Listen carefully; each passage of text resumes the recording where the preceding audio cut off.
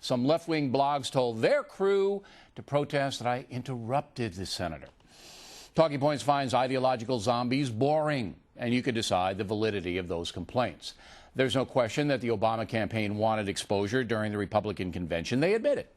But if I did not take the interview opportunity, I was not assured of another one. As we all know, Barack Obama is very glib. He could do 30 minutes on your shoelaces. And since I only had 30 minutes with him, I had to move the conversation along, thus the lively intrusions, as I like to put it. Senator Obama and his staff were respectful to us, very professional, and I enjoyed the chat. The senator said he also found it worthy. But there's no doubt that our conversation was different than any other he has done. So tonight, it's the economy, stupid or smart.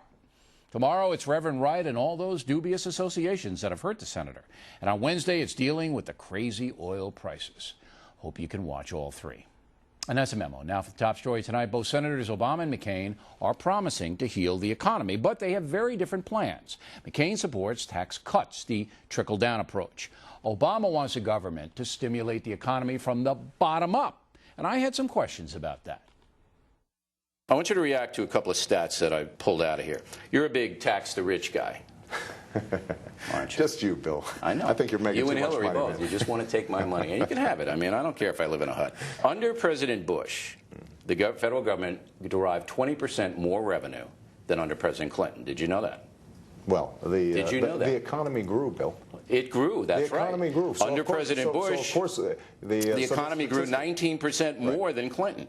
See, this is what I'm not getting about you Democrats. No. Hold on a second. 19%. Wait. Bill, hold on a second now. I mean, you know the famous saying about their lies, damn lies, and statistics. Yeah. I mean, you and we can play a statistics game. I know it's bull. I know it is. So let's be clear on the record, okay.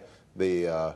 During the Bush administration, yeah, there was economic growth, not as fast as during the 1990s. Okay, but there was growth during the Bush administration. But what happened was that wages and incomes for ordinary Americans, the guys who watch your show, yeah, the guys who you advocate for and you speak for on this show, right, their wages and incomes did not go up. Why? They went down. Know why? And the reason they went down is because most of the corporate profits and increased productivity went to the top, not just 1%, but the top 1/10%. Well, let me submit to you that you're wrong. And part of make your argument. We have been studying this issue because we want to be fair and balanced and give all sides. Right. The reason that wages have been depressed, and they're not that much, it's about $400 or $500 for the Bush administration, real wages up, and about $2,000 under the Clinton administration, is because there are 10 million immigrants, new immigrants, in the workforce, most of whom are illegal aliens. Bill, those 10 million with their salaries have brought it down. But again, that's statistics. But let's get back to the tax the rich. So let me just finish making my point. The fact is, for people in your income bracket and mine, now we both come from humble beginnings, and we were talking before the show, of the fact that only in America could we have this success. Absolutely. And I am not somebody who begrudges that success. I want people with good ideas. But you want 50% of my success? No, I don't. Yeah, you do. No, I don't. That's your tax rate. That is not 50. true. I'm paying 50 if you get elected. What I have said is that I would take your marginal rate back to what it was under Bill Clinton. Yeah, right now 39. It's 36. You go back to 39. Right. You can afford that. That's point number one. In exchange, I'm cutting taxes for 95% of Americans. 95%. Okay, that's swell, but that's class warfare. It's not. 95% is not class warfare. When I'm saying that 95% of the American people are getting a tax break 3 times the amount of tax relief under my plan than John McCain's, and that's not my statistic. Here's where I got a problem. Independent analysts. And it's not all about me, believe me. Go ahead. 20% more revenue coming in under Bush than Clinton. All right, he cuts taxes, people invest more. He cuts the capital gains. The government gets 20% more than under Clinton. You want to raise it back up, it doesn't make sense. Secondly, okay, the payroll tax. Over 250, you're going to hike it to infinity. I am not. What's the cap? True. What's the cap? Whoa. What's the cap? All I've said is that after 250, right, then we could raise the cap, not out to infinity. We could or we will. What I've said is that if we've got a set of options to stabilize Social Security, which I think is important, and I think you do too, because there are millions of seniors out there who depend on it, and we've got a couple of options. We could raise the retirement age, or number 2, we could cut benefits. Try living on Social Security right now. That's no fun if you're a senior. Number 3, we could just do nothing, in which case, in the out years, Social Security will be. Let me finish my point, Bill.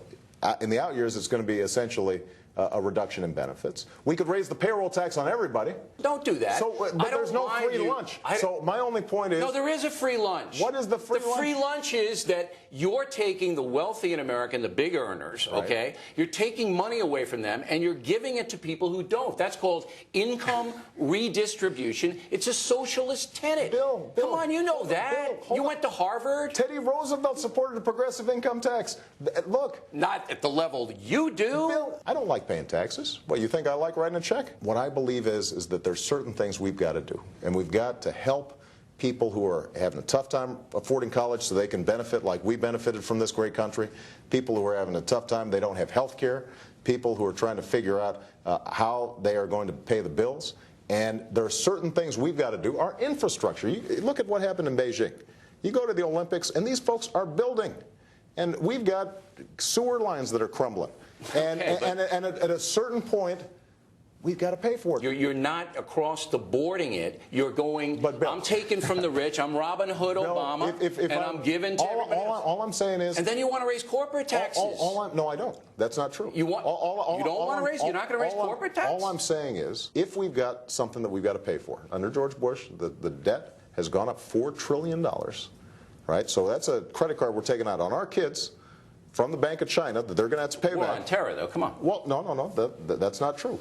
That has to do, in part, with the Bush tax cuts and no cuts in spending. No, it can't, because Bush tax cuts generated more income. The spending is out of control. The Bush record, the numbers are what they are. $4 trillion. Now, we've got a choice. We can keep on just borrowing and dump it on our kids. That's option number one. Or we can take it from the wealthy and give it to everybody else. Or we could have across-the-board tax cuts, tax hikes, what you just talked about. But it's not income redistribution. Well, but the problem is, if I am sitting pretty and you've got a waitress who is making minimum wage plus tips and I can afford it and she can't, what's the big deal for me to say I'm going to pay a little bit more? Because it inhibits... That is neighborliness. Listen, if you raise the cap gains tax, that's going to inhibit investment. I won't buy as many stocks, and many, many more people won't. If you do that, if we went up, it's going to come back to bite you, Senator. If we went up to a prohibitive rate, you're right. But look, 30% on that's Vegas, man. I'm not going with those odds. 15, I'll pay.